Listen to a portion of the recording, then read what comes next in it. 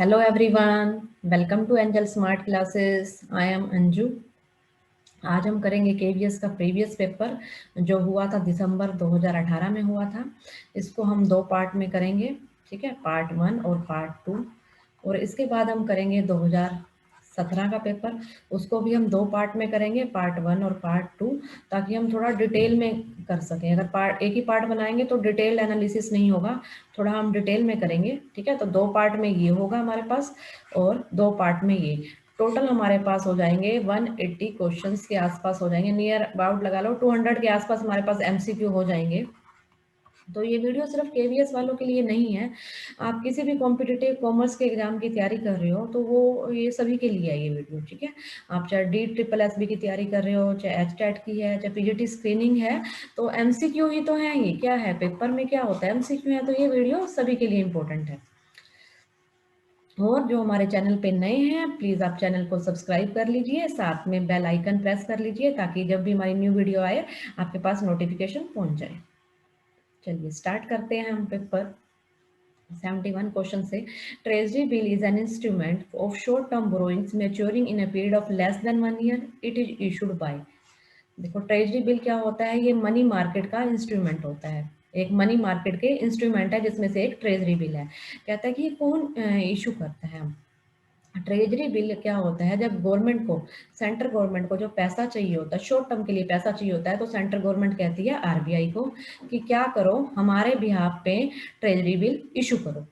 तो आरबीआई तो मना करता नहीं है, क्योंकि वो तो गवर्नमेंट के अंडर ही रहता है आरबीआई, क्योंकि इसके जो डायरेक्टर्स हैं वो गवर्नमेंट के हैं, कितने डायरेक्टर्स। तो आरबीआई कहता है ठीक है जी, मैं क्या करता हूँ, ट्रेजरी बिल इशू कर देता हूँ। गवर्नमेंट के बिहाफ पे आरबीआई इशू करता है, ठीक है। काफी जगह आपको ये देखने को मिलेगा और काफी जगह ये भी देखने को मिलेगा इशूड बाय द गवर्नमेंट। दोनों सेम ही चीज है, कोई वो वाली बात नहीं है, दोनों में सेम ही है। किसी एमसीक्यू में ये पूछा जाता है और किसी में ये, दोनों सेम ही चीज है, चाहे गवर्नमेंट इशू कर रही है चाहे आरबीआई इशू कर रहा है, ठीक है। मेन क्या है, गवर्नमेंट को पैसा चाहिए शॉर्ट टर्म के लिए, इसलिए गवर्नमेंट उसको इशू करवाती है आरबीआई से। या इशूड बाय यहाँ लिखा हुआ है, शॉर्ट टर्म है, maturing period less than, it is issued by, यहाँ पे आरबीआई का ऑप्शन है ही नहीं आपके पास। तो कौन इशू करता है इसको, सेंट्रल गवर्नमेंट, ठीक है। सेंट्रल गवर्नमेंट करती है, सेंट्रल गवर्नमेंट। देखो ट्रेजरी बिल क्या होते हैं, इसका दूसरा नाम क्या है, टी बिल है। इसको क्या कहते हैं, टी बिल। इंपॉर्टेंट क्वेश्चन है मनी मार्केट का, ये इंपॉर्टेंट क्वेश्चन है ये। टी बिल है, ठीक है। किसका पार्ट है टी बिल, मनी मार्केट का इंस्ट्रूमेंट है।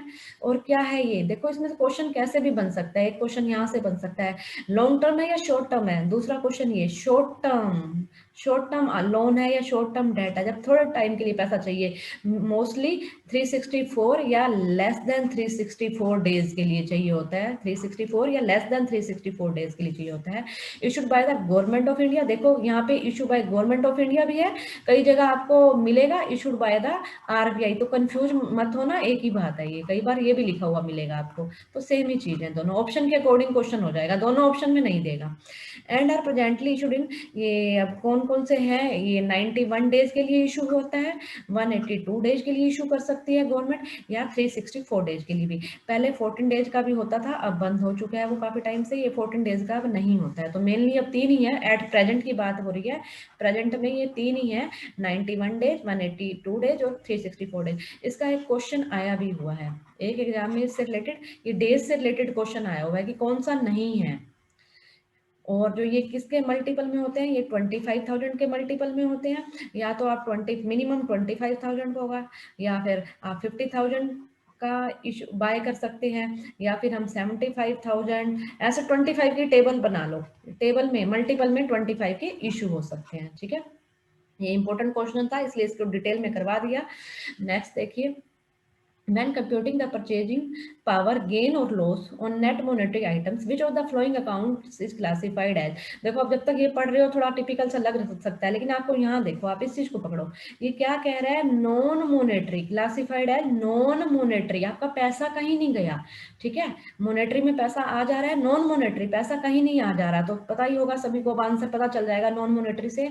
अलाउंस फॉर अनकोलेक्टेबल अकाउंट्स ये नहीं आएगा।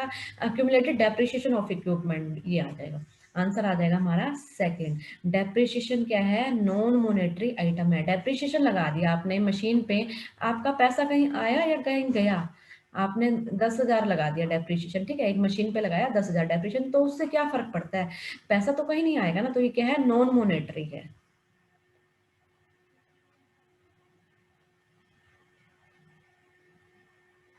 ठीक है, which one is correct, next देखिए हमारा, ये हमारा 73 हो गया। Which one is correct, correct पूछ रखा है, rent, lighting and supervision cost are common cost. हाँ, जो रेंट है, लाइटिंग है और सुपरविजन कॉस्ट क्या है, ये हमारी क्या है, कॉमन कॉस्ट है। आई होप बाकी आप देख लेना एक बारी, ये सारे, ये राइट हो गया तो ये सारे वैसे ही रॉन्ग ही हो जाएंगे। नेक्स्ट है हमारा, which of the following is not an element of computer system, का कौन सा पार्ट नहीं है भाई। आंसर की के अकॉर्डिंग इसमें दे रखा है इंटरनेट, जबकि इंटरनेट तो एक पार्ट है, आंसर तो आना चाहिए पीपल आना चाहिए वैसे। नॉट एन एलिमेंट, एलिमेंट पूछोगे ना कंप्यूटर सिस्टम का, तो आंसर होना चाहिए वैसे पीपल, बट आंसर की में दे रखा है internet. Reshma has return goods worth ₹10,000 to Rajesh, she as she found them defective. ठीक है, which document is to be prepared by Rajesh for the same. देखो, Reshma has return goods, Reshma ने क्या किया हुआ था, परचेज किया होगा गुड्स, किससे परचेज किया था, राजेश से परचेज किया था। ठीक है, परचेज गुड्स किया रेशमा ने किससे, राजेश से भाई। ठीक है, अब कह रही है कि वो गुड में कोई प्रॉब्लम थी, ठीक है, प्रॉब्लम थी तो कोई बात नहीं भैया, उसने राजेश को वापस कर दिया। अब राजेश कौन सा नोट बनाएगा, debit note, credit note, invoice या कैश मेमो ऑफ ₹10,000, या तो वो बनाएगा डेबिट नोट या क्रेडिट नोट। अब इन दोनों में से कौन सा नोट बनाएगा वो ये देखते हैं हम। देखो, जब भी कभी अब देखो, अब रेशमा की अब 10,000 से लाइबिलिटी कम होगी ना, वो पे नहीं करेगी उसको, उसने गुड्स रिटर्न कर दिया तो जो उसका बिल था, इनवॉइस मींस बिल, बिल की वैल्यू क्या होगी, 10,000 से डिक्रीज होगी ना। हो सकता है रेशमा ने और भी गुड्स लिया हो लेकिन 10,000 का वापस किया, हो सकता है 10,000 का ही लिया हो, तो जो भी हो डिक्रीज हो रही है ना उसकी बिल से, बिल की पेमेंट नहीं करनी पड़ेगी, वैल्यू डिक्रीज होगी। तो जब भी डिक्रीज होती है वैल्यू तो क्या करेगा, देखो, जब परचेजर जब भी बनाएगा सेलर को, ठीक है, परचेजर दे रहा है सेलर को, वो देगा डेबिट नोट। परचेजर क्या कहेगा, जिसने खरीदा, वो कहेगा कि मैंने अब आपके पैसे नहीं दूंगा 10,000 से। ठीक है, अब देखो इसको एग्जाम्पल से समझो, मैंने आपसे गुड्स खरीदा, ठीक है, मैंने आपसे 50,000 का गुड्स खरीदा, ठीक है, मैंने आपसे गुड्स खरीदा, मैंने आपके पैसे क्या करने हैं, देने हैं ना। ठीक है, मैंने आपके पैसे कितने देने हैं, 50,000 रुपए। ठीक है, आपने क्या किया, आप अपनी बुक में क्या दिखाओगे मेरे को, आप अपनी बुक में दिखाओगे मुझे डेटर, आप तो अपनी बुक में मुझे डेटर दिखाओगे ना कि आपने पैसे मुझसे लेने हैं। ठीक है, डेटर दिखाओगे। अब मैंने आपको गुड्स वापस कर दिया, ठीक है, मैं आपकी डेटर थी, अब मैंने आपको क्या करा, गुड्स वापस कर दिया, तो अब मुझे आपके पैसे देने ही नहीं है, तो मेरी लाइबिलिटी भी अब खत्म होगी। तो आप मुझे अब क्या दिखाओगे, अब आप सेलर थे ना, आप तो सेलर थे, ठीक है, मैं बायर थी, तो मैं आपकी अकाउंट में, मैं आपकी डेटर बन गई 50,000 से, तो अब आप मुझे क्या दिखा दोगे, क्रेडिट कर दोगे, अब मैंने आपके पैसे थोड़ा ना देने हैं। तो सेलर सेलर था यहाँ पे, रेशमा थी परचेजर, रेशमा परचेजर थी और राजेश था सेलर। राजेश क्या कर देगा, अब 10,000 से क्रेडिट नोट, अब उसकी लाइबिलिटी रेशमा की खत्म, क्रेडिट नोट देगा। ठीक है, क्रेडिट नोट, परचेजर देता है डेबिट नोट, ये डिक्रीज था। अगर सपोज इंक्रीज आ जाए, इंक्रीज आ जाए तो इसका रिवर्स हो जाएगा। तो यहाँ क्रेडिट नोट आ जाएगा फिर, और यहाँ क्या आ जाएगा फिर, डेबिट नोट। अगर इंक्रीज हो तो इसका रिवर्स हो जाएगा बिल्कुल। ठीक है, ये एग्जांपल से भी मैंने बता दिया आपको। तो अब क्या देगा ये राजेश, क्या देगा, क्रेडिट नोट। ठीक है जी, अब लाइबिलिटी खत्म रेशमा की। विच one is not the purpose of analysis of financial statement. देखो क्वेश्चन को ध्यान से देखना, फाइनेंशियल स्टेटमेंट का क्या पर्पज नहीं है। अगर मैं ऐसे इस क्वेश्चन को पढ़ती हूँ तो ये सोल्व नहीं होगा। यहाँ पे वर्ड देखो, फोकस करो, क्वेश्चन को थोड़ा पकड़ना सीखो। ये देखो वर्ड लगा हुआ है एनालिसिस। आप फाइनेंशियल स्टेटमेंट बनाते हो, फाइनेंशियल स्टेटमेंट में हमारे क्या आते हैं, balance sheet and P&L account आते हैं। आप ये बना रहे हो, ठीक है, तो अलग आंसर बन जाता है। लेकिन यहाँ पे एनालिसिस पूछ रखा है, एनालिसिस आप फाइनेंशियल स्टेटमेंट का कर रहे हो, क्या पर्पज नहीं है। फाइनेंशियल स्टेटमेंट का एनालिसिस आप कई तरीके से कर सकते हो। इसमें आप कंपैरेटिव बैलेंस शीट बना सकते हो, कंपैरेटिव बैलेंस शीट बन सकती है, इसमें कॉमन साइज स्टेटमेंट आ जाती है, इसमें रेशियो आ जाती है, इसमें कैश फ्लो, फंड फ्लो, सारे एनालिसिस कर रहे हो आप, सबसे एनालिसिस, सबके थ्रू एनालिसिस कर सकते हो आप। तो पूछना क्या पर्पज नहीं है। असेस द करंट प्रॉफिटेबिलिटी, देखो असेस वर्ड लगा हुआ है, बिल्कुल हम एनालिसिस करते ही इसीलिए, एनालिसिस मीन्स विश्लेषण, एनालिसिस का मतलब क्या है, विश्लेषण। हम विश्लेषण करते ही इसीलिए कुछ ना कुछ निकालने के लिए, उनसे फाइनेंशियल स्टेटमेंट से कुछ हम इन्फॉर्मेशन निकालना चाहते हैं। तो करंट प्रॉफिटेबिलिटी आपको पता चलेगी, ऑपरेटिंग एफिशिएंसी बिल्कुल पता चलेगी। टू जज, यहाँ पे वर्ड देखो क्या है, टू जज। जज कर रहे हो आप फर्म को कि वो टाइम पे अपने डेट की पेमेंट कर पाएगी या नहीं कर पाएगी। आप रेशियो निकालते हो ना, इसीलिए तो रेशियो में निकालते हो, जैसे डेट इक्विटी रेशियो निकालते हो आप, और सोल्वेंसी रेशियो निकालते हो, इसीलिए तो निकालते हो कि पेमेंट कर पाएंगे या नहीं कर पाएंगे। ये भी finance analysis of financial statement से पता चलता है। To show financial position through balance sheet and profitability through financial. भैया दिखा रहा है, देखो कहता है कि, अच्छा हिंदी में तो और भी टिपिकल हो गया, टू शो फाइनेंशियल पोजीशन आपको बैलेंस शीट से पता लगती है, ये तो हमें पता ही है, ये फाइनेंशियल स्टेटमेंट में बता रहे हैं, ये ऑब्जेक्ट एनालिसिस का ऑब्जेक्टिव ये नहीं है। तो हमारा आंसर नोट पूछा गया है, ठीक है। एक तो पेपर में फोकस करना, कई बार नोट आता है, ठीक है, और कई बार नोट कहता है नहीं है, तो इन चीजों में ध्यान देना थोड़ा, ठीक है। क्वेश्चन पढ़ते हुए इस चीज पे फोकस करना, नोट है या नहीं है, कई बार देता है कई बार नहीं देता है वो, ठीक है। तो हमारा आंसर क्या हो जाएगा, ये आ जाएगा। नेक्स्ट देखो, to identify the reasons for change in profitability financial position of the firm. To identify reasons पता लगा रहे हैं हमें, यहाँ भी देखो, यहाँ रीजन पता लग रहे हैं, ठीक है, यहाँ जज कर रहे हैं, यहाँ असेस कर रहे हैं, तो ये एनालिसिस के स्टेटमेंट के ऑब्जेक्टिव्स होते हैं, तो ये नहीं होता। नेक्स्ट है हमारा, Shri limited purchase a machine for 40 lakh की उसने मशीन परचेज की, पेबल एज 25% इन कैश। 40 का 25, 10 लाख क्या दे रहा है, कैश, ठीक है जी। 10 लाख क्या दे दिए उसने, कैश दे दिए। उसके बाद जो बच गया, बाकी बचा कितना, बच गया हमारे पास 30 लाख रुपए, ठीक है। 40 में से 10 तो कैश दे दिया, 30 लाख रह गए। उसके बदले वो क्या कर रहा है, वो दे रहा है डिवेंचर, 8% डिवेंचर, 400 रुपए का एक है, ठीक है जी। और प्रीमियम ऑफ 20, यानी कि 400 वाला डिवेंचर कितने में दे रहा है, 20% प्रीमियम। तो 400 का अगर 20% प्रीमियम लगाओगे कितना आ जाएगा, 80। तो डिवेंचर की कॉस्ट कितनी होगी, 400 प्लस 80 प्रीमियम, 480। 30 लाख मैंने देने हैं, 10 तो दे दिए, डिवाइडेड बाय 480 कर दो, ठीक है, डिवाइडेड बाय 480। तो जो हमारा आंसर आएगा, इसको अगर हम करते हैं तो ये आएगा हमारा, ये आ जाएगा हमारा 6250, ये मैंने कर रखा है 6250। ये देखिए, देखिए 25% और 40 लाख, ये तो उसने क्या कर दिया, कैश दे दिया। बचा कितना, 30, प्रीमियम कितने हैं 20%, टोटल 480 हो गया। तो इसको करेंगे 6250 आ जाए। नेक्स्ट है, the industry which combines various ingredients into a new product is known as. देखो इंडस्ट्री उसको क्या कहते हैं, जो कंबाइन कर रही है, कंबाइन, देखो वर्ड पकड़ो, कंबाइन कर रही है, ठीक है, कंबाइन कर रही है, कंपोनेंट्स कर रही है, इंग्रेडिएंट्स कर रही है, उससे कोई फर्क नहीं पड़ता। सबसे पहले हम थोड़ा बेसिक देखते हैं इसका। देखो इंडस्ट्री हमारी होती है मेनली 3 टाइप की, प्राइमरी और सेकेंडरी, टर्शरी, ठीक है, प्राइमरी, सेकेंडरी और टर्शरी। प्राइमरी हमारी 2 टाइप की होती है, आगे जेनेटिक है और एक्सट्रैक्टिव है। जेनेटिक क्या होती है, जिसमें वो आते हैं, जैसे ब्रीडिंग से रिलेटेड हो जाता है, जैसे आप मछली पाल रहे हो, फिश का, मछली का पाल रहे हो, मुर्गी पाल रहे हो, ठीक है, मुर्गी पालन, मछली पालन, वो आ जाती हैं इसमें, ठीक है, इसमें जेनेटिक में। एक्सट्रैक्ट का मतलब डिग आउट करना, कुछ मीन्स कुछ खोद के निकाल रहे हो आप, नेचुरल रिसोर्सेज को खोद के निकालते हैं ना, जैसे जैसे कोयला वगैरह निकाल रहे हो, गोल्ड निकाल रहे हो, वो एक्सट्रैक्टिव में आ गया, नेचुरल रिसोर्सेज। क्वेश्चन आया हुआ है एक बार, एक्सट्रैक्टिव कौन सी होती है, जिसमें नेचुरल रिसोर्सेज निकाले जाते हैं, ठीक है। क्वेश्चन जो बनता है इसके डायग्राम से भी, डायग्राम और भी है, उस डायग्राम में से ही क्वेश्चन बनता है। जब भी इस पेपर, ये बिजनेस स्टडी का फर्स्ट चैप्टर है 11th का, जब भी क्वेश्चन आएगा, एक डायग्राम है, इसका भी और भी डायग्राम है, ये मैंने हाफ ही लिया है, तो उस डायग्राम में से ही 99% चांस है डायग्राम में से क्वेश्चन आता है। सेकेंडरी इंडस्ट्री के 2 टाइप है आगे, एक है मैन्युफैक्चरिंग और एक है कंस्ट्रक्शन। देखो मैन्युफैक्चरिंग कुछ बना रही है, प्रोडक्शन कर रही है, चीनी बना रही है, कुछ भी बना रही है, ठीक है।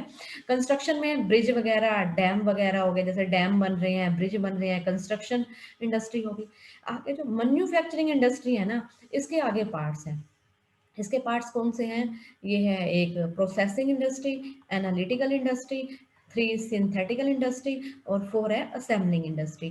प्रोसेसिंग इंडस्ट्री में क्या होता है, प्रोसेस के थ्रू कोई चीज बन रही है, स्टेजेस में जैसे चीजें बनती हैं, जैसे आप बना लो शुगर, शुगर बनती है, प्रोसेसिंग से बनती है शुगर, गन्ना लेंगे पहले, फिर प्रोसेस कर करके लास्ट में जाके हमारे पास शुगर आएगी, शुगर आ गई। जैसे एनालिटिकल में क्या होता है, एनालिटिकल में जैसे क्रूड ऑयल लिया आपने, क्रूड ऑयल से आप क्या क्या बना रहे हो, ठीक है, आपने पेट्रोल बना दिया, आपने डीजल बना दिया, ठीक है, केरोसिन बना दिया, ठीक है। तो यानी कि एक प्रोडक्ट लिया आपने, एक रॉ मटेरियल लिया, उससे डिफरेंट डिफरेंट चीजें बना दी। यानी कि एनालिटिकल में क्या हो गया, एक से कई बना दिया आपने, एक चीज ली और कई बना दिया, ऐसे ये हो गया एनालिटिकल।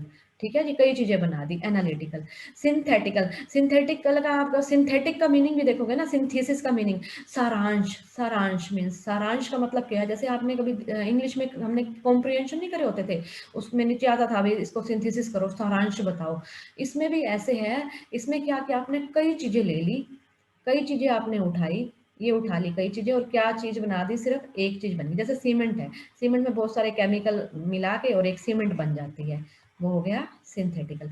असेंबलिंग में क्या है, इसका बेस्ट एग्जांपल है ऑटोमोबाइल। जैसे अब कार बन रही है, अब कार में देखो टायर अलग बन रहे हैं, और हेडलाइट्स अलग बनती हैं, मिरर अलग बनते हैं। कंपनी भी कई बार क्या हो सकती है, कॉन्ट्रैक्ट दे देती है छोटी कंपनीज को भी, टायर बना दो या ग्लासेस बना दो, मिरर बना दो। ठीक है, तो इसमें क्या होता है, काफी चीजें अलग अलग बनती हैं, कंपोनेंट्स हैं, इसके कंपोनेंट्स लगा लो आप, कार के कंपोनेंट्स लगा लो, टायर अलग बने, ठीक है, और हेडलाइट्स अलग बनी, मिरर अलग बने, फिर सबको जोड़ दिया जाता है और इकट्ठा कर दिया जाता है, वो होती है असेंबलिंग। डिफरेंट कंपोनेंट्स होते हैं, ठीक है, डिफरेंट कंपोनेंट्स होते हैं, और जो फिर उनको क्या किया जाता है, एक साथ कर दिया जाता है, तो बन जाती है हमारी असेंबलिंग। अब इसमें यही कह रहा है, कंबाइन कर रहे हो आप, कंबाइन कर रहे हो इंग्रेडिएंट्स को, कंपोनेंट्स को, तो वो हमारी इंडस्ट्री कौन सी होती है, असेंबलिंग। ठीक है, जैसे कार, इसमें एग्जांपल लर्न कर लेना कार का। नेक्स्ट देखो, विच वन इज करेक्ट, पूछ रहा है कि कौन सा करेक्ट है। पर्सनैलिटी नेवर चेंजेस, ऐसा है क्या पर्सनैलिटी चेंजेस नहीं होती, आजकल तो देखो बिल्कुल चेंज हो सकती है पर्सनैलिटी। इंसान चाहे तो आजकल अपनी सारी हैबिट तक बदल सकता है, बट उसमें टाइम लगता है। ठीक है, ऐसा नहीं है कि आप अपनी हैबिट को चेंज नहीं कर सकते, अपनी पर्सनैलिटी को चेंज नहीं कर सकते, बिल्कुल हर चीज़ में चेंज हो सकता है, बट डिपेंड करता है कि मैन अपनी जो है वह, हम ह्यूमन बींग्स है, कितना स्ट्रोंग है अपने डिटर्मिनेंट को लेके, तो चेंजेस होते हैं। Openness to experience is a personality dimension that characteristics someone in terms of imagination, sensitivity and curiosity। या इसका आंसर आएगा, पर्सनैलिटी में जो क्या है, अगर आप किसी चीज़ को ओपननेस टू एक्सपीरियंस, किसी चीज़ के लिए आप रेडी हो, एक्सपीरियंस लेने के लिए रेडी हो, तो क्यूरियोसिटी होती है ना, अपने कुछ चीज़ों को जानने के लिए, उससे अनुभव, देखो अनुभव प्राप्त करने के लिए तैयार हो आप। ठीक है, तो अनुभव कब मिलेगा आपको, जब आप क्यूरियोसिटी होती है, इमेजिनेशंस होती हैं, जिज्ञासा, ये उसकी बता रहा है, फीचर्स बता रहा है ना, तो हमारा आंसर आ जाएगा इसमें सेकंड। देखो आगे कह रहा है, personality is the sum total of ways in which an individual reacts to other but does not interact with other. ऐसा नहीं है, आप इंटरेक्ट भी करते हो दूसरों से, वो भी आपकी पर्सनैलिटी का ही पार्ट हो जाते हैं। आप क्या करते हो, इंटरेक्ट भी करते हो, तो हमारा आंसर क्या आ जाएगा इसमें, जो हमारा करेक्ट है, ये भी गलत हो जाएगा, ये भी गलत, तो हमारा आंसर आ जाएगा 2। Anil endorsed A bill of ₹10,000 in favour of Chinki. Anil ने बिल इंडोर्स, इंडोर्स का मतलब होता है ट्रांसफर। अनिल ने, उसको कहीं से मिला होगा, उसने आगे ट्रांसफर, उसने आगे पैसे देने होंगे तो उसने आगे ट्रांसफर कर दिया। ठीक है, this bill was drawn Vijender, ये बिल किस पे लिखा गया था, विजेंदर पे। विजेंदर ने पैसे देने हैं, अनिल के लिए बी आर हुआ, तो विजेंदर के लिए क्या हो गया, वही चीज, उसके लिए बी आर, उसके लिए BP. On due date the bill was honoured by Vijender. ठीक है, कितने भी टाइम का था, 1 month 2 month 3 month, doesn't matter, उसने कहा जब टाइम आया उसका, उसने क्या कर दिया, ड्यू डेट पे पेमेंट कर दी, विजेंदर ने ऑनर्ड कर दिया, पेमेंट कर दी, बिल का भुगतान कर दिया, ऑनर्ड मीन्स पेमेंट कर दी। On due date which account will be debited by Vijender, Vijender क्या एंट्री करेगा, देखो जी पेमेंट कर दी विजेंदर ने यहाँ, तो विजेंदर के यहाँ से सबसे पहले क्या चला गया, कैश चला गया, टू कैश। अब विजेंदर डेबिट किसको करेगा, बीपी, विजेंदर के लिए जो चीज बीपी है, अनिल के लिए वो बी आर है, रिसीवेबल, उसने रिसीव करने हैं। पेबल, नाम ही बता रहा है, इसने पे करना है ना, विजेंदर ने, पेबल, पेबल जो पे करने हैं, तो एंट्री करेगा BP account debit to cash. तो क्या कर रहा है ये, क्या डेबिट किस अकाउंट को कर रहा है, बीपी को, बिल्स पेबल अकाउंट। नेक्स्ट है, the first stock exchange in Asia was set up in 1875। जो फर्स्ट स्टॉक एक्सचेंज है वो सेटअप किया गया 1875 में, कहाँ सेटअप किया गया, ये था हमारा Bombay stock exchange, BSE, Bombay stock exchange, बस ये पता होना चाहिए, तो अपने आप मुंबई, कहाँ सेटअप किया गया, मुंबई में। फर्स्ट कौन, एशिया का भी ये है, फर्स्ट है, और इंडिया का भी फर्स्ट था। इंडिया में सबसे पहले कौन सा था, बीएसई, बॉम्बे स्टॉक एक्सचेंज, कब, 1875, बहुत टाइम पहले की बात होगी, जब अंग्रेज थे हमारे यहाँ पे। ठीक है, 1875। नेक्स्ट है हमारा 82 क्वेश्चन। 82 देखो, opening stock, purchase, wages, interest on loan, closing stock, cost of goods sold भी। देखो सबसे पहले जो कॉस्ट ऑफ गुड्स सोल्ड निकलती है, देखो एक बनता है ट्रेडिंग अकाउंट, ये सबको पता होगा। फिर उसी के नीचे हम बनाते हैं पी एंड एल। ठीक है, जो पी एंड एल की आइटम, जो कॉस्ट ऑफ गुड्स सोल्ड है वो ट्रेडिंग की आइटम से, इसी से निकलेगा ना, ट्रेडिंग के आइटम से। तो इंटरेस्ट ऑन लोन ये चीज तो बिल्कुल नहीं आएगी, क्योंकि ये प्रॉफिट एंड लॉस का पार्ट है। सबसे पहले तो ये चीज क्लियर होगी क्लियर आपको। अब देखो क्वेश्चन, अब कह रहा है 85 का ओपनिंग स्टॉक है, इसको ये भेजिस ये, अब इन तीनों को करो ऐड और क्लोजिंग स्टॉक कर दो लेस। ये फॉर्मूला ही बन जाता है opening stock plus purchase plus में एक्सपेंसेस, डायरेक्ट एक्सपेंसेस जो वेजेस हैं, माइनस क्लोजिंग स्टॉक। ठीक है, इन तीनों को ऐड करो और इसको क्या कर दो माइनस। इनको ऐड करोगे, इसको माइनस करोगे, ये आपका थोड़ा टाइम लेगा। ठीक है, ये क्वेश्चन क्या ले लेगा, थोड़ा टाइम, कैलकुलेशन में आपको टाइम लग जाएगा। आप सिंपल तरीका करो, देखो यहाँ 85 मैंने प्लस करने हैं ना, और यहाँ 90 क्या करने हैं क्लोजिंग स्टॉक, ये माइनस करना है ना क्लोजिंग स्टॉक, ये ओपनिंग है मेरे को प्लस करना है। तो 85 उठाओ और 90 उठाओ, इनका डिफरेंस ले लो। आप ऐड करोगे लेस करोगे उसकी बजाय आप क्या करो, इनका डिफरेंस ले लो। इनका डिफरेंस कितना आ गया 5000, 5000 माइनस के हैं, 5000 रख लो यहाँ पे माइनस के। 48, 48 में से 5 चले गए, 48 में से 5 गए 43, यहाँ अब 43 क्या कर दो ऐड कर दो, बस ये आ जाएगा 350। ऐसे थोड़ा जल्दी हो जाएगा 350, तो मैंने अभी तुम्हें टाइम लगा दिया बताने में ताकि तुम्हें समझ में आ जाए। 350 आंसर आ जाएगा इसका। ठीक है, इनका डिफरेंस उठाओ और इसमें से, यहाँ इसमें से माइनस कर दो 3, इसमें से भी कर सकते हो 5 को माइनस कर दो, 48 और 2 50। ठीक है, सबको ऐड मत करना, लेस मत करना, थोड़ा डिफरेंस लेके कर लोगे तो जल्दी हो जाएगा। नेक्स्ट देखो, dividend is usually paid on. Dividend जो है हम पे करते हैं, वो किस पे करते हैं, डिविडेंड जब भी पे किया जाता है ऑलवेज याद रखना, जितना आपने कंपनी को दे रखा है डिविडेंड कंपनी आपको उस पे ही देगी, जो होती है पेड अप कैपिटल।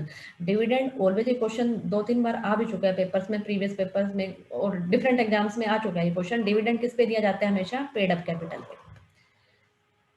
नेक्स्ट है हमारा 84, group of instruction that directs computer is known as. Group of देखो इंस्ट्रक्शन, कंप्यूटर को इंस्ट्रक्शन किससे मिलती हैं, कॉमन क्वेश्चन है ये, बेसिक क्वेश्चन, प्रोग्राम से। इंस्ट्रक्शन कौन देता है, set of instruction is called program. Program, there are some queries types that are required for generating the accounting reports, which of the following is not a query type. कौन सा query का type नहीं है, देखो पहले जो होता थे अकाउंट्स बनते थे मैनुअल। ठीक है, मैनुअल बनते थे, हाथ से बनते थे, लेकिन अब आजकल कंप्यूटर आ गया है, तो ये क्वेरीज होती हैं जो कंप्यूटर के थ्रू क्या होता है, रिपोर्ट, अकाउंटिंग रिपोर्ट बनाते हैं हम, जिससे क्या होता है काम ईजी हो जाता है थोड़ा। तो क्वेरी हमारी हेल्प करती है। ठीक है, एक तरह से कमांड टाइप में होती है, ये हेल्प करती हैं क्वेरीज रिपोर्ट बनाने में, अकाउंटिंग की रिपोर्ट बनाने में। तो कौन सा क्वेरी का टाइप नहीं है, सिंपल है, पैरामीटर है, डाटा क्वेरी नहीं होती, डाटा क्वेरी नहीं है, सिंपल है। ठीक है, पैरामीटर भी है, इसमें पैरामीटर्स लेके हम ये रिपोर्ट्स तैयार करते हैं अकाउंट्स वगैरह की, और समरी क्वेरी भी है, डाटा नहीं है। Dinesh software limited forfeited 200 shares of ₹100 each. देखो दिनेश ने क्या करा, 200 शेयर थे 100 का ईच, दिनेश सॉफ्टवेयर ने फॉरफिट कर लिया उन्होंने। ठीक है जी, issued at par to the Kareena on which she had paid 20 per share. उसने कितना, 20 रुपए ही दिए। सबसे पहले देखो मैं आपको एक बार डिटेल में भी बताती हूँ और फिर शॉर्टकट भी बताती हूँ। देखो जी, शेयर फॉरफिट कर रहे हो तो आपकी कैपिटल क्या हो जाती है, शेयर कैपिटल डेबिट, बट कितने से डेबिट, जितने आपने पैसे मांगे हैं, कोल्ड अप कैपिटल 60, 200 शेयर्स थे और 200 शेयर्स हैं, 60 रुपए का एक है, तो आपके पास कितने आ गए यहाँ पे, शेयर कैपिटल 12,000 से डेबिट होगी। टू फॉर फीचर जो मिल गया, मिले कितने, मिले आपको 20 रुपए, 200 शेयर्स पे 20 रुपए, दो दूनी 4,000 मिले। अब टू कॉल्स क्या नहीं मिला, नहीं मिला, 40 रुपीज नहीं मिले, 8,000 नहीं मिले। ठीक है जी, 4,000 मिल गया आपको, टू जो मिल गया फोर फीचर में। जो नहीं मिला, कॉल्स या अलॉटमेंट जो भी हो जिसपे नहीं मिले उसमें डाल दो, अलॉटमेंट या कॉल्स जो भी है, जो आपने अब तक मांगा वो आ जाएगा शेयर कैपिटल डेबिट। ये तो फोर फीट की एंट्री कर दी मैंने। उसके बाद वो कह रहा है आउट ऑफ दीज 150 शेयर वर री इशू टू रजनी। इसमें से 200 शेयर थे, उसने क्या किया, 150 क्या कर दिया, रजनी को इशू कर दिए। इशू कर दिए तो उसके पास पैसा आ जाएगा। ठीक है जी, बैंक अकाउंट डेबिट। अब शेयर कैपिटल वापस से क्रेडिट हो जाएगी, शेयर कैपिटल क्रेडिट कर देंगे हम। ठीक है, 150 शेयर्स हैं और 45 पर शेयर, अब कितने में उसने रीइशू कर दिया? 45 में। 60 वाला शेयर, 60 रुपए जिसपे कॉल रखता है वो 45 में दे रहा है, यानी कि 15 रुपए डिस्काउंट दे रहा है वो। ठीक है, अब ये डिस्काउंट कहाँ से लोगे? जो फोर फीचर में पैसा है तो वहां से आप इसको ले लो, फोर फीचर को हम डेबिट कर देंगे, फोर फीचर को डेबिट कर देंगे। अब यहाँ 150 शेयर्स हैं, कितने पैसे उससे हमने मांगे? 60। बैंक में आए कितने 150 के हिसाब से? 45 आए, और जो रह गए 15 रुपीज वो कहाँ से ले लेंगे हम? शेयर फोर फीचर से ले लेंगे। ठीक है, 150 है और 15 है, ठीक है, ये ले लेंगे हम।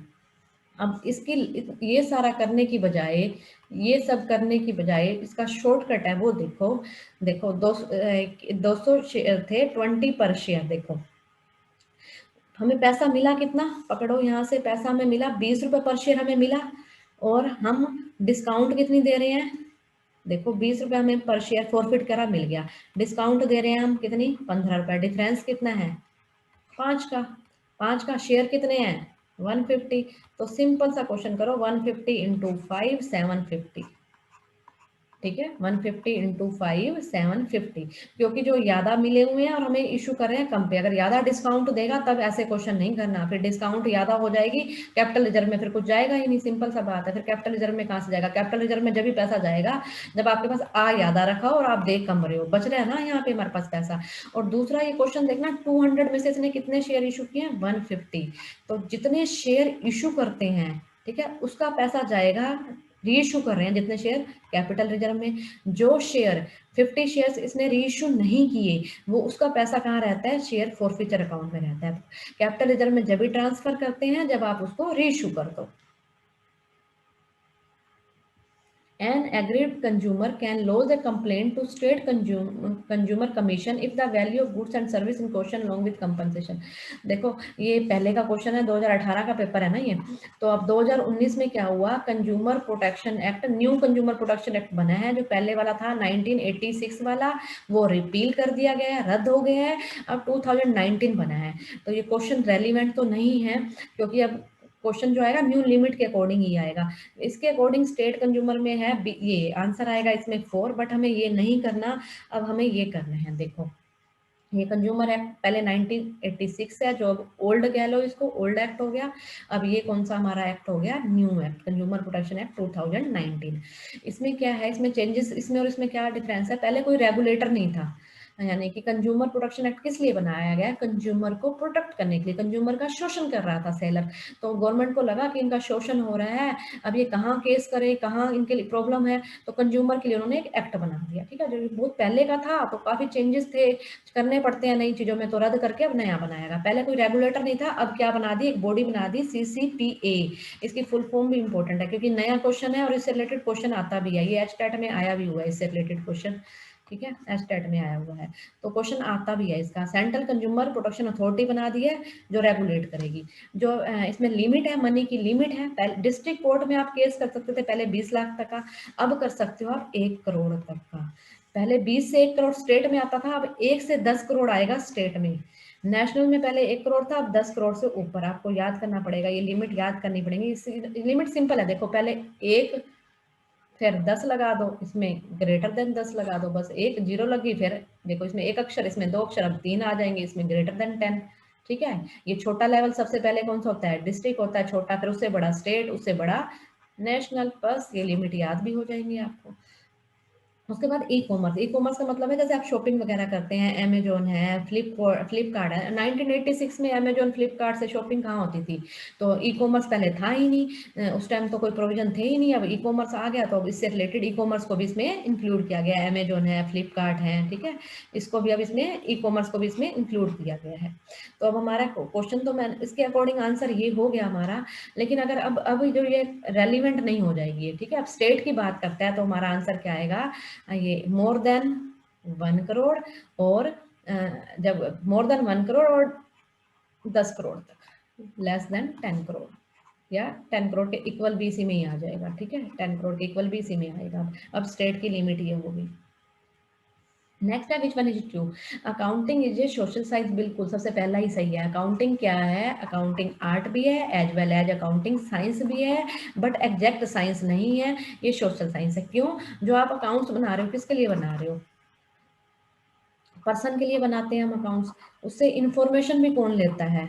इंफॉर्मेशन भी कौन लेता है? पर्सन ही लेते हैं। तो अकाउंटिंग हमारी क्या है? सोशल साइंस है। देखो जो अकाउंट बना रहे हैं, number of people interested in the information, information में वो इंटरेस्टेड होते हैं, और जो उनका इम्पैक्ट पड़ता है वो भी किस पे पड़ता है? पॉपुलेशन पे, पर्सन पे ही पड़ता है, इसलिए क्या होती है? ये सोशल साइंस भी है ये।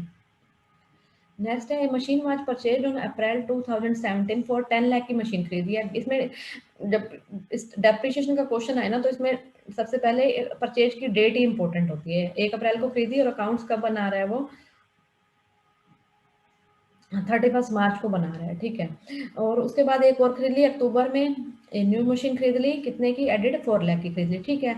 बैलेंस ऑफ मशीन अकाउंट है, balance of machine account as on depreciation chart 20% per annum ले रहा है डेप्रिसिएशन, डिमिनिशिंग बैलेंस मेथड पे ले रहा है, ठीक है जी। सिंपल सा 10 लाख का 20% ले लो जी, ये आ गया 2 लाख रुपए आ गया आपका डेप्रिसिएशन। एक देखो इसमें बैलेंस, आपको अकाउंट का बैलेंस बनाने की जरूरत नहीं है, सीधा क्वेश्चन ही हो जाएगा, क्योंकि हमारा ऑब्जेक्टिव टाइप है, हम क्यों अकाउंट्स बनाए, सीधा आप डेप्रिसिएशन ले लो।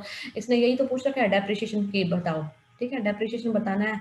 अच्छा नहीं, डेप्रिसिएशन नहीं, मशीन अकाउंट का बैलेंस बता रहा है, ठीक है। मशीन अकाउंट का बैलेंस सीधा निकल जाएगा। देखो 10 लाख की मशीन, 20% आपने डेप्रिसिएशन लगा दिया, 2 लाख डेप्रिसिएशन, बचा कितना मशीन में? अब 8 लाख बच गए। उसके बाद 4 लाख रुपए आपकी और लगा दी, लेकिन कब लगाई? अक्टूबर में। 4 लाख कब है? अक्टूबर में। तो 4 लाख का 20% 80,000, अक्टूबर, अक्टूबर से मार्च 6 महीने हो गए ना, ये तो पूरे साल का लगेगा, क्योंकि इसने 1 अप्रैल को खरीदी थी, ये तो पूरा 1 ईयर का लग जाएगा। और दूसरी मशीन है जो, उस पे कितने का लगेगा? 6 मंथ का लगेगा, क्योंकि कब खरीदी है? अक्टूबर में खरीदी है, और मार्च तक 6 मंथ होंगे।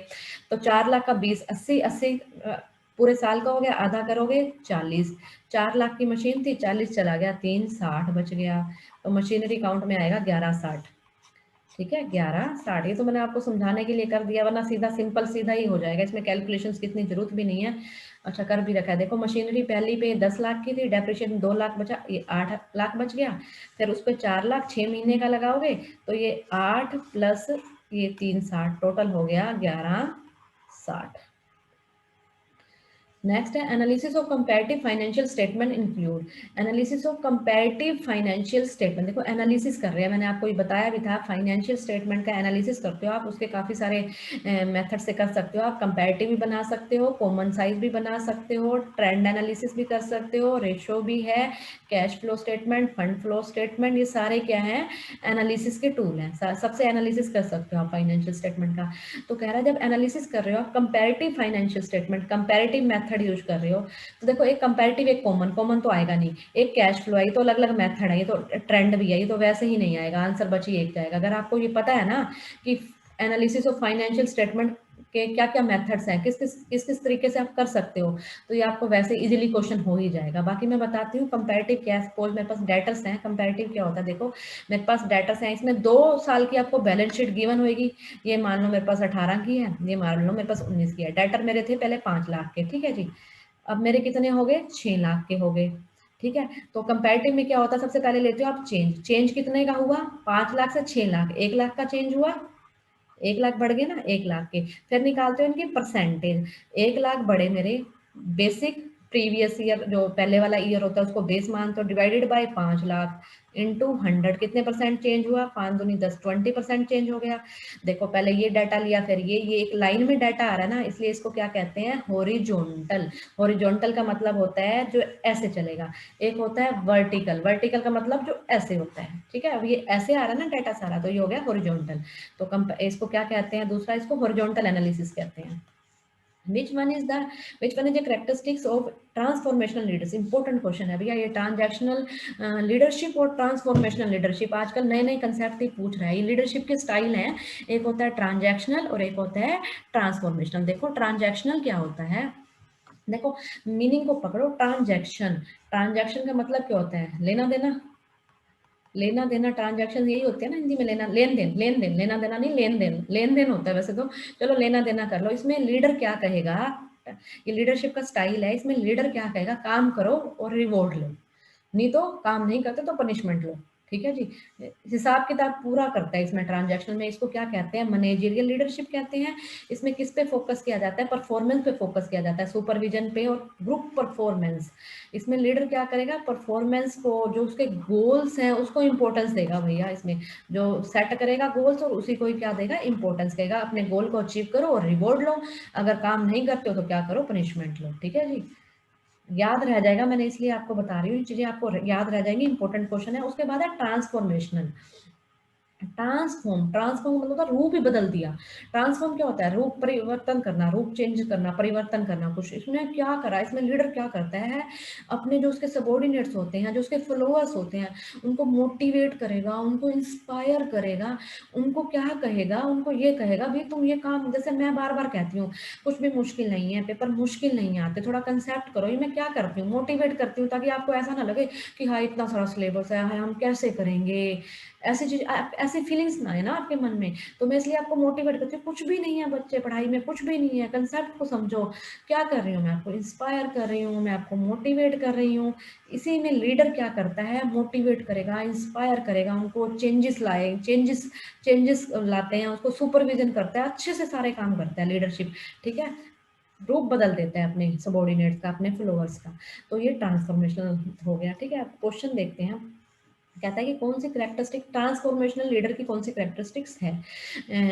गिव्स पर्सनल अटेंशन, बिल्कुल पर्सनल अटेंशन भी देता है वो। ठीक है, पर्सनल अटेंशन देता है। ट्रीट्स ईच एम्प्लॉइज इंडिविजुअली, सब ठीक है, ग्रुप में इंडिविजुअली भी प्रॉब्लम सॉल्व करता है। अगर किसी को कोई इंडिविजुअली प्रॉब्लम है तो उनको गाइड करता है, उनको कोच करता है, उनको एडवाइस करता है। तो ये सारे क्या है? करेक्टरिस्टिक्स हैं किसकी? इसकी ट्रांसफॉर्मेशनल लीडर्स की हैं। तो बाकी सारी नहीं है, इट मीन्स ये सही हो गया हमारा आंसर। तो बाकी हम नहीं देख रहे, आप एक बार अपने आप देख लेना थोड़ा इसको। Which one is not a role of public sector? देखो पब्लिक सेक्टर का जो सबसे मेन काम ही क्या होता है, ये सभी को पता होगा, वेलफेयर। वेलफेयर करना पब्लिक सेक्टर का काम है, वेलफेयर करना। और not earning profit. Profit, profit कमाती है, ऐसा नहीं है नॉट अर्निंग प्रॉफिट, प्रॉफिट कमाती है, बट जो मेन फोकस होता है उनका क्या होता है? वेलफेयर का काम करना। ठीक है, बेसिक फैसिलिटी प्रोवाइड करना, वेलफेयर करना। ठीक है।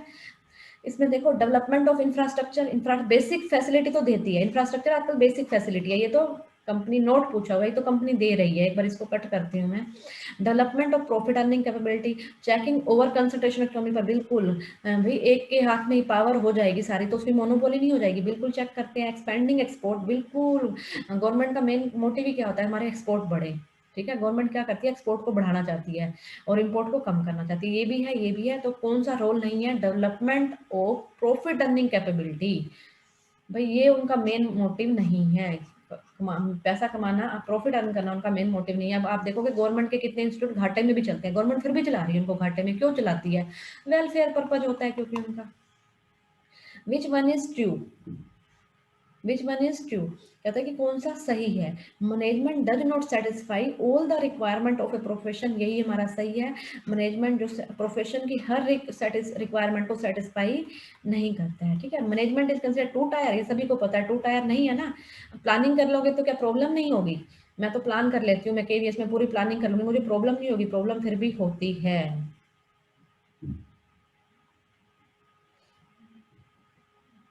ठीक है जी, हमारा हो गया इसमें फर्स्ट।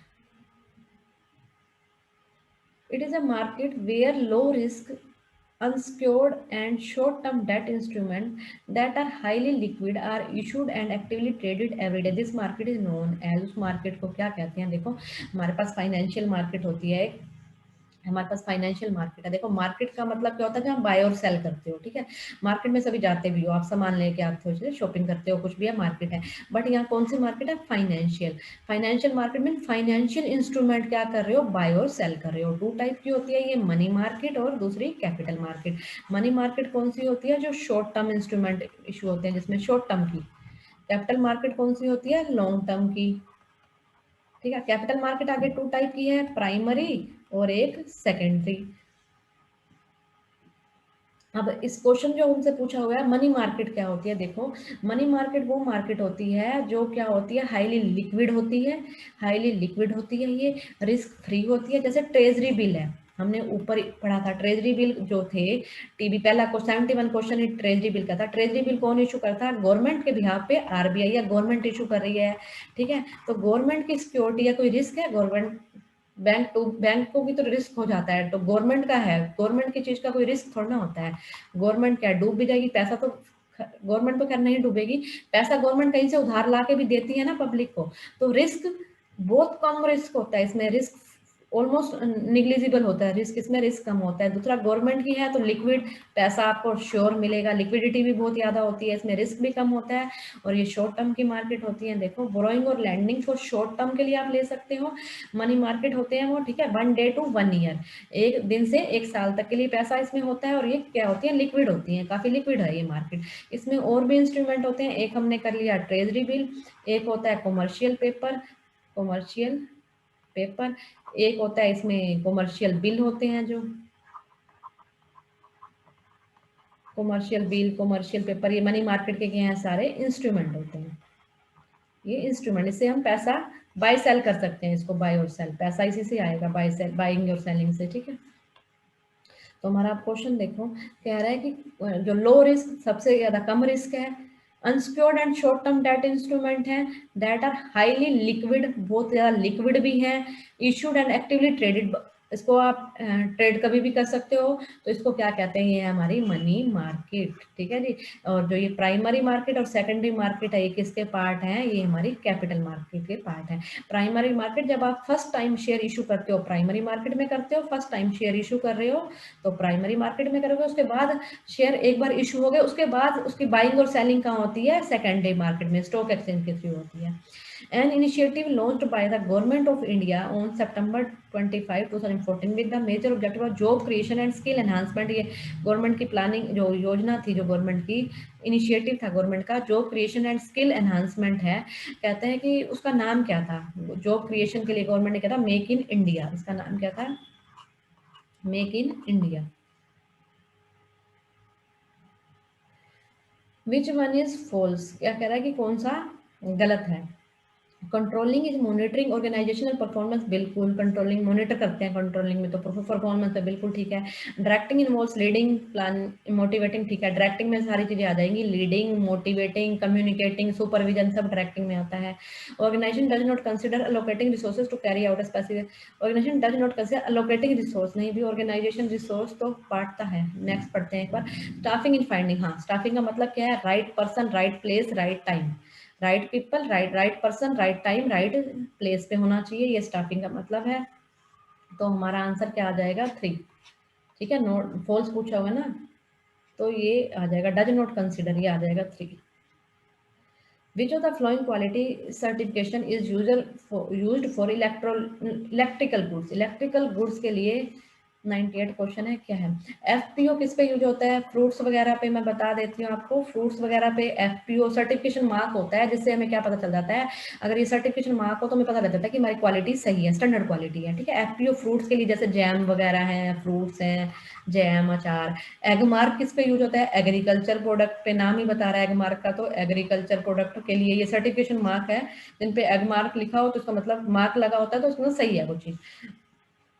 आईएसआई यूज होता है इलेक्ट्रिकल पे, इलेक्ट्रॉनिक आइटम्स पे, इलेक्ट्रिकल या इलेक्ट्रॉनिक्स आइटम पे। हलमार्क है, हलमार्क होता है ज्वेलरी पे यूज होता है, जैसे गोल्ड की ज्वेलरी है, सिल्वर की ज्वेलरी है, बीआईएस हलमार्क होता है, ठीक है, ज्वेलरी वगैरह पे यूज होता है, ठीक है। तो क्वेश्चन में पूछा हुआ इलेक्ट्रिकल का कौन सा आ गया हमारा? आईएसआई। इस टाइप का एक क्वेश्चन है, स्टेट में भी आया हुआ है, तो ये इंपॉर्टेंट क्वेश्चन है, थोड़ा देख लें। एफपीओ फ्रूट्स वगैरह पे, एग मार्क एग्रीकल्चर पे, हलमार्क ज्वेलरी पे, आईएसआई इलेक्ट्रॉनिक आइटम पे। Voucher prepared for the transaction with multiple debits and multiple credit. देखो मल्टीपल डेबिट कर रहे हो और मल्टीपल क्रेडिट कर रहे हो, तो ये देखो मैं आपको बताती हूँ, मैंने 2 एंट्री करी, देखो मैं इनका सभी का मीनिंग बता रही हूँ। सैलरी अकाउंट डेबिट कर दिया, मेरा खर्चा था, 2 कर दिया मैंने, सैलरी पे कर दी, 2 बैंक। मैंने रेंट पे करा, मैंने एंट्री कर दी रेंट अकाउंट डेबिट, 2 बैंक। तो आपने +1 में पढ़ा होगा कि जब सेम सेम एंट्रीज हैं, देखो इसमें भी क्रेडिट हो रहा है ना, ये खर्चे हैं दोनों ही, और ये भी क्रेडिट हो रहा है, तो आप इनको कंबाइन कर सकते हो। तो मैं क्या करती हूँ, salary account debit, rent account debit, to bank, मैं इसको कंपाउंड एंट्री कहते थे, ये हमने करी थी ना। जैसे मान लो ये 1000 रुपये हैं और ये 2000 है, तो मैं इनको इकट्ठा कर दूंगी, ये 1000 ये 2000, तो टू बैंक। ये थी हमारी कंपाउंड एंट्री, ये सबने को पता है, सबने +1 में याद होगा सबको। कंपाउंड एंट्री करते थे हम ऐसे, ठीक है, कंपाउंड एंट्री होगी। अब ये इसमें तो क्या किया मैंने, मल्टीपल डेबिट कर दिए। क्या कर दिया मैंने, मल्टीपल डेबिट कर दिया मैंने। बट क्रेडिट क्या हुआ, 1 हुआ। क्रेडिट तो 1 हो रहा है ना, मल्टीपल डेबिट हो रहे हैं, क्रेडिट क्या हो रहा है, 1। तो ये तो हमारी होगी कंपाउंड एंट्री। एक होती है कॉम्प्लेक्स। कॉम्प्लेक्स में क्या होता है, मल्टीपली डेबिट्स होते हैं और मल्टीपली क्रेडिट्स होते हैं। देखो, एक कंपाउंड में क्या होता है, कंपाउंड जो मैंने अभी आपको बता दी, मल्टीपल डेबिट्स और credits and one one debit या क्रेडिट होगा, जो मैंने आपको भी करके बताई है। तो इसके जो कंपाउंड वाउचर डेबिट और क्रेडिट हो सकते हैं। उसके बाद है कॉम्प्लेक्स वाउचर। कॉम्प्लेक्स वाउचर में क्या होता है, मल्टीपल डेबिट्स होते हैं और मल्टीपली क्या होते हैं, क्रेडिट होते हैं। उसको क्या कहते हैं, कंपाउंड ट्रांजैक्शन कहते हैं। कॉम्प्लेक्स ट्रांजैक्शन होगी और उससे रिलेटेड जो वाउचर बनेंगे वो क्या हो जाते हैं, कॉम्प्लेक्स वाउचर। ठीक है, अब जो आंसर की में आंसर दे रखा है वो दे रखा है कंपाउंड वाउचर, बट मुझे लग रहा है इसका आंसर क्या है, कॉम्प्लेक्स वाउचर। एक बार आप चेक कर लेना, ठीक है। कंपाउंड वाउचर दे रखे हैं आंसर की है जो मेरे पास, और जबकि मुझे क्या लग रहा है इसमें, कॉम्प्लेक्स वाउचर मुझे आंसर लग रहा है, मेरे अकॉर्डिंग ये होना चाहिए। तो आप एक बार फिर भी क्या करना, एक बार आप भी चेक कर लेना। During the year 2017-18, the net profit of a company is 7 lakh after incorporating the following। ठीक है जी, ड्यूरिंग द ईयर देखो 7 लाख का कंपनी को क्या हुआ, प्रॉफिट हुआ, इनकॉर्पोरेटिंग द फ्लोइंग्स, उसके बाद का प्रॉफिट आफ्टर इनकॉर्पोरेटिंग, ये सारी एंट्रीज कर दी उन्होंने, उसके बाद बता रहा है, ठीक है। गेन, इन्वेस्टमेंट, प्रीमियम, क्या कहना चाहिए, net inflow of cash from operating activities, ये क्या पूछ रहा है, कैश फ्लो स्टेटमेंट का क्वेश्चन है जी ये। कैश फ्लो स्टेटमेंट के 3 पार्ट है, ऑपरेटिंग, इन्वेस्टिंग और फाइनेंसिंग। तो ये पूछ रहा है ऑपरेटिंग एक्टिविटी का पूछ रहा है, ठीक है। ऑपरेटिंग एक्टिविटी निकालते हुए हम क्या करते हैं, जो भी बिजनेस का प्रॉफिट है, ठीक है, बिजनेस का प्रॉफिट नहीं है और जैसे कोई एसेट बेच दी, तो वो बिजनेस की प्रॉफिट थोड़ा ना है, बिजनेस का काम थोड़ा ना है, वो एसेट को खरीदना बेचना बिजनेस का काम ही नहीं है। तो जो प्रॉफिट होता है तो वो हम ऐड कर चुके होंगे, तो प्रॉफिट तो माइनस कर दो वापस। अगर किसी एसेट को बेचने से लॉस होता है तो वो पहले प्रॉफिट में आपने लॉस को माइनस कर रखा होगा, उसको वापस उल्टा कर दो, वापस ऐड कर दो, क्योंकि ये हमारे कैश के आइटम्स नहीं है, ये हमारे बिजनेस के आइटम्स नहीं है ना। तो इनको ऐड लेस करेंगे, हम उल्टा कर देंगे, अगर प्रॉफिट ऐड होता है तो लेस कर दो, लॉस लेस करते हैं ना हम प्रॉफिट में से पहले, उसको ऐड कर दो। ऐसे ही डेप्रिशिएशन है, ऑपरेटिंग में जब भी प्रॉफिट निकालो, कोई भी डेप्रिशिएशन है, डेप्रिशिएशन से कहीं कैश आता जाता नहीं है, ऐड कर दो। ऐसे ही कोई भी वो है प्रोविजन है, प्रोविजन से कहीं पैसा आता जाता नहीं है, उसको भी क्या कर दो, वापिस ऐड कर दो। देखो अब क्या कह रहा है, gain on sale of non current investment, gain हो रहा है तो पहले ऐड, देखो आफ्टर इनकॉर्पोरेटिंग, ये पहले कर चुके हैं एंट्री, तो इसने ऐड करा होगा, तो हम इसको क्या कर देंगे, माइनस करेंगे 1 लाख को। प्रीमियम ऑन रिडम्पशन, जो प्रेफरेंस शेयर पे प्रीमियम दिया तो इसने माइनस करा होगा, हम इसको प्लस कर देंगे। डेप्रिशिएशन, डेप्रिशिएशन से पैसा कहीं नहीं आता जाता, तो हम वापस इसको, इसने माइनस करा होगा, हम वापस प्लस कर देंगे। Patent right of, right of कर लिए, प्रॉफिट कम कर दिया इसने, प्रॉफिट कम कर दिया, हम वापस पेटेंट वापस कर देंगे add. Loss on sale of fix asset, loss on, loss हो रहा है इसने लेस करा होगा, तो हम क्या कर देंगे, वापस सारे ऐड ही हो गए क्या। 7 का प्रॉफिट था, एक कम कर दो, 6 हो गए, 6 2 8 और 3 11 4 15 15 15, तो ये हमारा आंसर आ जाएगा 15। ये माइनस करो, बाकी 7 लाख को उठाओ, ये उठाया 7 लाख, ठीक है, ये माइनस, बाकी सारे प्लस, तो 15 15 हमारा आंसर आ जाएगा। The reserve bank of India was establish, बहुत आसान क्वेश्चन है और बहुत इंपॉर्टेंट क्वेश्चन है भैया, हर पेपरों में, मोस्टली काफी पेपरों में आ चुका है ये अब तक। Reserve bank of India was established in, establish पूछ रखा है, देखो जी आरबीआई का एक्ट बनाया गया था 1934 में, एक्ट बना था, ठीक है। और इसने एस्टेब्लिशमेंट, इसने काम करना शुरू कर दिया, फंक्शन स्टार्ट किया था इसने 1 अप्रैल 1935 से, ठीक है जी। और इसको जब तक ये क्या था, प्राइवेट बैंक था, बाद में इसको क्या किया गया, नेशनलाइजेशन किया गया 1 जनवरी 1949। इन तीनों में से ही एक क्वेश्चन मोस्टली पूछता है, एक्ट पूछता है, कई पेपरों में एक्ट आया हुआ है 1934, कहीं में पूछता है फंक्शन कब स्टार्ट किया, एस्टेब्लिशमेंट कब हुई 1 अप्रैल 1935, और कई में आता है कि नेशनलाइजेशन कब हुआ 1 जनवरी 1949। तो तीनों क्वेश्चन करवा दी, यहाँ एस्टेब्लिशमेंट पूछ रखी है 1 अप्रैल 1935। विच वन इज करेक्ट, क्या करेक्ट है इसमें से? Any amount of fund can be generate through trade credit, any amount of funds can be generate, नहीं जी। कहता है कि आप ट्रेड क्रेडिट से कितना भी फंड ले सकते हो, नहीं भी, प्रेफरेंस शेयर से लोगे, डिवेंचर से लोगे, लॉन्ग टर्म लोन से लोगे, ओनली ट्रेड क्रेडिटर से ना फंड ले सकते हो, गलत है ये तो। उसके बाद कहता है कि factoring does not create any charge on the asset of the firm. हाँ, factoring does not create any charge on the asset of the firm, बिल्कुल ठीक। देखो फैक्टरिंग क्या होती है, इससे रिलेटेड लिखा हुआ है।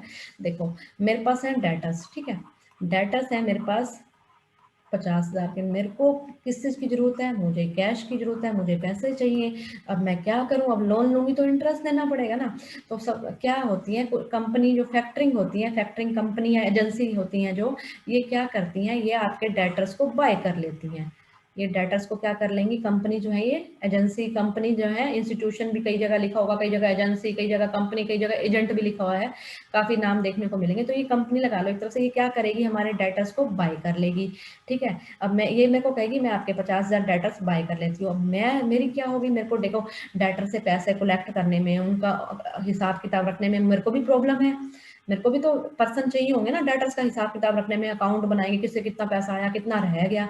तो मैंने कहा ठीक है, सिरदर्दी कौन ले अपनी, चलो अब इनको फैक्टर्स हैं, ये फैक्टर्स बोलते हैं इसको, फैक्टर्स को क्या करो, डाटास अपने सेल कर दो। मैंने अपने डाटास इनको सेल कर दिए। अब ये मुझे 50,000 थोड़ा ना दे देंगे, ये अपनी कमीशन फीस कुछ काट के मान लो मेरे को 45,000 देंगे, ये 5,000 कम मिले तो मेरे को पैसा चाहिए था, मेरे को 45,000 ये दे देंगे। जब जो मेरे डेटर्स हैं वो ले लेंगे, और डेटर से मेरे पेमेंट, ये फैक्टर्स 50,000 की पेमेंट लेंगे, इनकी 5,000 रुपये क्या हो जाएगी, इनकम हो जाएगी, और मेरे को 45,000 मिल गए, मेरे को कैश चाहिए था, मेरे को भी बेनिफिट हो गया। तो फैक्टर्स क्या होते हैं, जो आपके डेटर्स को ले लेते हैं, ठीक है, उस ले लेंगे और अपने आप पैसे डाटा से कलेक्ट करते रहेंगे। फर्म की अब टेंशन, या कंपनी की अब यहाँ टेंशन खत्म हो जाती है। और जो ये प्रोसेस होती है उसको क्या देंगे हम, फैक्टरिंग। फैक्टर क्या होता है, फंडिंग सोर्स, जो आपको क्या देते हैं, फंडिंग सोर्स, फंड देता है। एग्री टू पे company the value of N invoice, जो आपका बिल है, जितने के आपके इनवॉइस हैं, डेटर्स हैं, इनवॉइस मीन्स जितने के आपके डेटर्स हैं, उसमें से लेस कर देगा अपनी discount for commission and fees, जो भी उसको डिस्काउंट कमीशन लेनी है, अपनी जो भी फीस लेनी है वो लेस करके, 5,000 वो लेस करके मेरे को 45 दे रहा है, ठीक है, वो होते हैं फैक्टरिंग, ठीक है। ये शॉर्ट टर्म की आपकी कैश की नीड क्या हो जाती है, इससे पूरी हो जाती है, ठीक है। जो ये प्रोसेस होती है इसको फैक्टरिंग कहते हैं, या फैक्टरिंग फाइनेंस, या अकाउंट रिसीवेबल फाइनेंसिंग भी कहते हैं इसको। तो हमारा ये आंसर दो हो गया। Cash collected from debtors would be deemed as, आप डेटर से कैश कलेक्ट कर रहे हो तो उससे सोर्सेस ऑफ फंड्स है, एप्लीकेशन ऑफ फंड्स है, इंक्रीज ऑफ फंड्स है, या नो फ्लो ऑफ फंड्स। अच्छा मैंने सारे टिक कर दिए, चलो नो फ्लो ऑफ फंड्स है। तो कैश कलेक्ट करो डाटा से। देखो जब फंड फ्लो स्टेटमेंट करते हैं हम, फंड फ्लो स्टेटमेंट में हम क्या लेते हैं, चेंजेस इन वर्किंग कैपिटल लेते हैं। सबसे पहला पार्ट यही बनता है ना, statement of changes in working capital. Working capital में क्या लेते हैं, current asset increase decrease, current liability increase, current asset और करंट लाइबिलिटी इंक्रीज डिक्रीज लेते हैं। अब देखो cash collected from debtors, cash तो करंट एसेट है, डेटर भी करंट एसेट है। देखो मेरे पास 50,000 की करंट एसेट है, मेरे ठीक है, जिसमें से मेरे पास डेटर्स हैं 10,000 के। अब डेटर्स हैं 10,000 के, तो डेटर्स ने मेरे को क्या दे दिया, कैश, तो मेरे पास कैश आ गया 10,000, ठीक। बट 10,000 से मेरे डेटर क्या हो गए, कम हो गए। 10 प्लस करोगे 10 माइनस करोगे, कोई फर्क पड़ेगा, रहेगा तो क्या, करंट एसेट 50,000, कोई चेंज थोड़ा ना हुआ। तो क्या आएगा, ये नो फ्लो ऑफ फंड्स। चलिए नेक्स्ट देखिए 104 है, which one is a human cause for business risk है, ठीक है। जो ये कोजेस होते हैं बिजनेस रिस्क के, वो 4 टाइप के होते हैं, 4 टाइप के कोजेस होते हैं ये मेनली। One is natural cause, natural जैसे अर्थक्वेक आ गया, फ्लड आ गई, हैवी रेन्स होगी, ये नेचुरल कोज। एक होते हैं इकोनॉमिक कोज, नेचुरल कोज, इकोनॉमिक कोज, अदर कोज, और ये हमारा होता है ह्यूमन कोज, ठीक है। 4 टाइप के कोजेस होते हैं बिजनेस रिस्क के, नेचुरल, इकोनॉमिक, ह्यूमन और other. Political disturbance like fluctuation in exchange rate, political disturbance होगी या एक्सचेंज रेट में फ्लक्चुएशन होगी, ये होते हैं other causes. Uncertainty relating to collection of dues from customer, से पैसा नहीं मिला, ये आते हैं इकोनॉमिक कोज में, इकोनॉमिक कोज। और हैवी रेन्स होगी, ये नेचुरल कॉज हो गए, ये नेचुरल हो गए। हैवी रेन्स होगी, फ्लड आ गया, अर्थक्वेक आ गया, जो नेचर की वजह से हुए, जिन जो ह्यूमन के कंट्रोल से बाहर के होते हैं, नेचुरल हो जाते हैं, ठीक है। और जैसे पॉलिटिकल डिस्टर्बेंस होगी, एक्सचेंज रेट में फ्लक्चुएशन होगी, वो अदर कोजेस में आ जाते हैं जो ह्यूमन की वजह से हुई। जैसे स्ट्राइक होगी, ह्यूमन ने स्ट्राइक कर दी, कोई ह्यूमन की वजह से कोई दंगा हो गया, ठीक है। वर्क स्टॉपेज होगी, वर्क स्टॉपेज होगी, काम रुक गया, ठीक है। ये सारे किस में आते हैं? ह्यूमन कोजेस में आते हैं। इकोनॉमिक्स में क्या आ जाएगा? पैसे से related uncertainty relating to collection of dues from customer, ये इकोनॉमिक कोजेस में आ गया। अब इसने ह्यूमन कोज पूछा हुआ है, ह्यूमन कोज में क्या आएगा? स्टॉपेज ऑफ वर्क, काम रुक गया, stoppage of work due to power failure, ये किस में आएगा? काम का रुकना ह्यूमन कोज में आएगा ये, ठीक है। 4 टाइप के कोजेस हो गए इसके। नेक्स्ट है हमारा विच वन इज करेक्ट, कौन सा सही है? Trade credit is a cost free source of finance, cost free source है ट्रेड क्रेडिट, उधार। ट्रेड क्रेडिट मीन्स आप उधार ले रहे हो, उधार दे रहे हो, ट्रेड क्रेडिट हो रहा है, तो वो कोस्ट फ्री सोर्स है। मान लो मैंने उधार दिया, अब मैंने 50,000 का गुड्स दे दिया उधार, ठीक है, अब मैंने उधार दिया ये, तो अब मुझे इससे देखो नुकसान हो गया ना। अगर मैं 50,000 का गुड्स उधार नहीं देती, कैश में देती, तो मेरे पास 50,000 आ जाते। उस 50,000 को मैं बैंक में डिपॉजिट कराती तो मुझे इंटरेस्ट मिलता, या कहीं इन्वेस्ट करती तो रिटर्न मिलती, तो मेरा इंटरेस्ट का क्या हो गया? लॉस हो गया ना, अपॉर्चुनिटी कॉस्ट होगी ना, ये मेरी इंटरेस्ट का क्या हो गया? लॉस हो गया मेरा। तो ट्रेड क्रेडिट जो होते हैं फ्री सोर्स नहीं होते, क्यों? क्योंकि उन पे जो होती है अपॉर्चुनिटी कॉस्ट उनके साथ इन्वॉल्व होती है, ठीक है। अगर आप उसको कहीं पैसे को इन्वेस्ट करोगे तो आपको इंटरेस्ट मिलेगा, तो अपॉर्चुनिटी कॉस्ट जुड़ी होती है इससे। नेक्स्ट देखो ट्रेड क्रेडिट इम्प्लिसिट कॉस्ट, ये हमारा करेक्ट है, ठीक है। देखो ये हमारा करेक्ट आएगा सेकंड। इम्प्लिसिट कॉस्ट मींस एक तरफ से अपॉर्चुनिटी कॉस्ट, इसमें इम्प्यूटेड कॉस्ट या इम्प्लिसिट कॉस्ट या अपॉर्चुनिटी कॉस्ट भी कह सकते हो। ट्रेड क्रेडिट के साथ क्या होती है? हमारी अपॉर्चुनिटी कॉस्ट भी जुड़ी होती है। नेक्स्ट देखो with the increase in the firm purchase trade credit decrease if things remains the same, कह रहा है कि इंक्रीज द फर्म परचेजेस, अगर आप परचेज इंक्रीज कर देते हो तो ट्रेड क्रेडिट आपके डिक्रीज हो जाएंगे। ऐसा तो नहीं है ना, अगर आप क्रय कर रहे हो होने से व्यापारिक उधार में कमी थोड़ी ना आएगी, अन्य ऐसा थोड़ा ना, ऐसा तो उससे कोई रिलेशन नहीं है कि आप उधार ले गुड्स, हो सकता है ज़्यादा भी ले रहे हो गुड्स उधार, तो ऐसा कुछ नहीं है कि कमी आएगी, ये गलत है।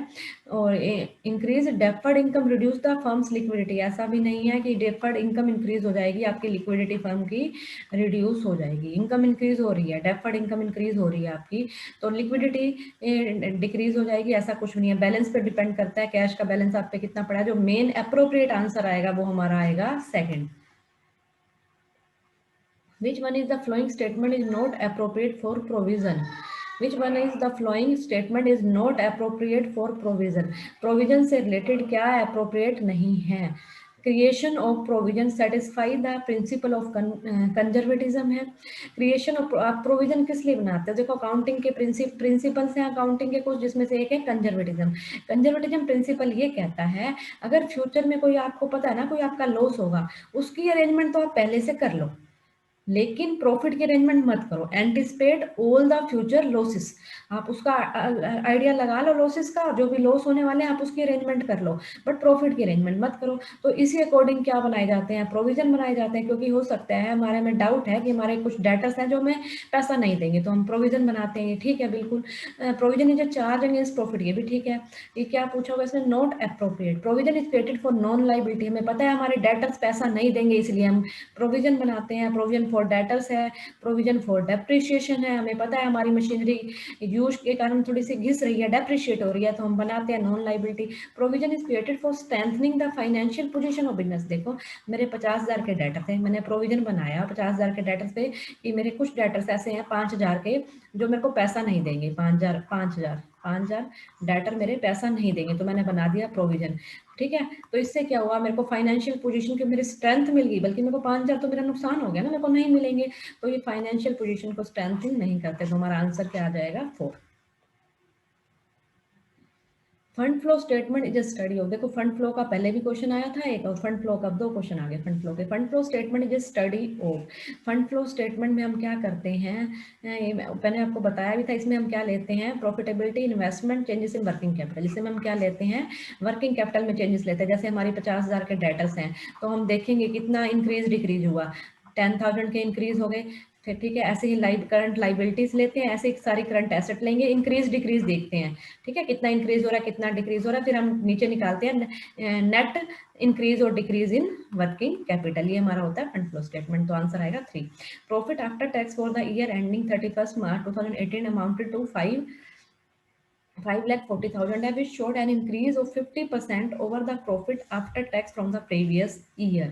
प्रॉफिट ये भी हमें आफ्टर टैक्स दिया हुआ है, ठीक है, ठीक है, और ये भी हमें क्या दिया हुआ है, प्रॉफिट आफ्टर टैक्स दिया हुआ है, ठीक है, और यहाँ हमें कैलकुलेट भी क्या करना है, आफ्टर टैक्स ही कैलकुलेट करना है, ठीक है। तो ये बहुत इजी क्वेश्चन हो गया। देखो कह रहा है कि पिछले साल जो प्रॉफिट था ना 2000, ये बात कर रहा है फॉर द ईयर एंडिंग 17 और 18 की बात कर रहा है, कह रहा है कि 17 में जो प्रॉफिट था ना, अब उससे 50% हमारा इंक्रीज हुआ है, तो आप एज्यूम कर लो 17 में 100% एज्यूम कर लिया, अब 50% इंक्रीज हो गया, अब कितना हो गया, यानी कि अब ये इंक्रीज हुआ 50%, 100 से 50% 150 इंक्रीज हो गया, तो 150 पे हमारा हमें प्रॉफिट दिया हुआ है 540, ये 540 प्रॉफिट जो है हमारा 5,40,000, एक एक्स्ट्रा जीरो लगा दी, 540, ये कितने पे हमारा 150 पे है, हमें चाहिए कितने पे, प्रीवियस ईयर का 100 पे चाहिए, तो 100 पे आप इसको कैलकुलेट कर लोगे, 15 15 3 45 9 15 6 ये आ जाएगा 360,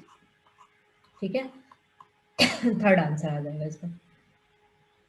नेक्स्ट हमारा है which of the following is not a mode of liquidation of A company.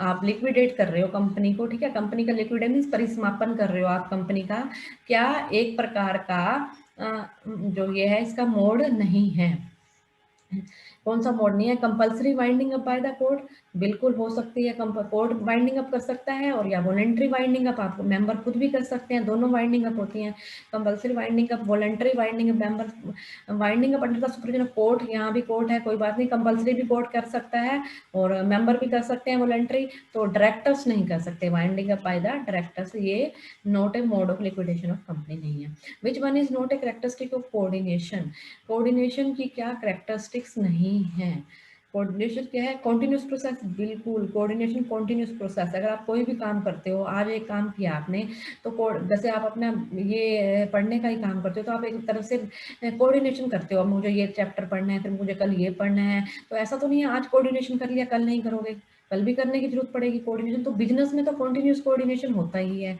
It represents responsibility of all, it is responsibility of all managers, बिल्कुल ऐसा नहीं है कि ये एक ही मैनेजर की रिस्पॉन्सिबिलिटी है, अगर फाइनेंस मैनेजर है, फाइनेंस मैनेजर ने, प्रोडक्शन मैनेजर है, प्रोडक्शन और एक सेल्स मैनेजर है, सेल्स मैनेजर ने कहा कि मार्केट में बहुत डिमांड हो रही है जी, मुझे 1000 यूनिट्स चाहिए प्रोडक्शन के लिए, 1000 यूनिट्स बनाओ, ठीक है, प्रोडक्शन वाले को कहेगा बनाओ, प्रोडक्शन वाले अगर नहीं बनाएगा, देखो कोऑर्डिनेशन नहीं सही ढंग से इनका नहीं होगा तो सेल नहीं हो पाएगी। अच्छा फिर इसको पैसा चाहिए, फाइनेंस वाले ने इसको पैसा नहीं दिया तो भी प्रॉब्लम, तो ये सभी मैनेजर की कोऑर्डिनेशन क्या होती है, रिस्पॉन्सिबिलिटी होती है। It is an sense of management, ये एमसीक्यू बनता है बहुत अच्छा, इसका बहुत अच्छा एमसीक्यू है ये, क्वेश्चन आ जाता है dash is an sense of management, या which is an sense of management, management की सेंस जो है मैनेजमेंट का वो कौन सा है, ऑप्शन में दे देगा planning, coordination, organising, staffing, 3-4 option दे देगा, तो हमारा क्या है, सेंस ऑफ मैनेजमेंट क्या है हमारा, कोऑर्डिनेशन है, ठीक है। अब नोट पूछ रखा है, ये तीनों तो हो गई, इट कंसिडर्स, तो आगे पढ़ने की जरूरत ही नहीं है, यही आ जाएगा, organisation goals and does not consider individual, नहीं, ये हमारा आंसर आ जाएगा 4th, ये कैरेक्टरिस्टिक्स नहीं है, ठीक है जी, मैनेजमेंट की ये कोऑर्डिनेशन की ये कैरेक्टरिस्टिक्स नहीं है, बाकी तीनों कैरेक्टरिस्टिक्स हैं। तो आई होप आपको ये वीडियो अच्छी लगी होगी, ये आपके केवीएस के एग्जाम में बहुत हेल्पफुल रहेगी ये आपकी वीडियो। अगर आपने अभी तक चैनल को सब्सक्राइब नहीं किया है तो चैनल को सब्सक्राइब कर दीजिए। इसका पार्ट 2 में हमने 40 क्वेश्चन करे, पार्ट 2 में 40 क्वेश्चन और कर लेंगे, फिर हम 2017 का पेपर करेंगे और मिलते हैं नेक्स्ट लेक्चर में। Thank you for listening and watching.